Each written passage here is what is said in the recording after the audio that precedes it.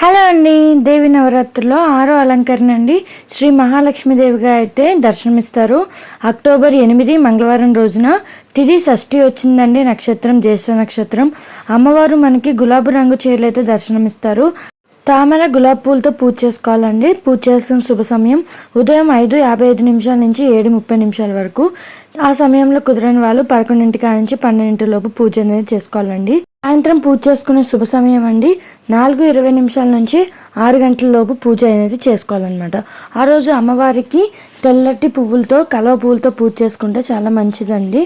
నైవేద్యం కీరన్నం పూర్ణాలు కేసరి నైవేద్యంగా సమర్పించాలి. అమ్మవారికి జపించాల్సిన మంత్రం అండి ఓం హ్రీం శ్రీం క్లీం శ్రీం కుబేరమ అష్టలక్ష్మీ మమ గ్రీమి ధనం పురాణం నమః అంటూ పూజ అనేది చేసుకోవాలండి. Thanks for watching.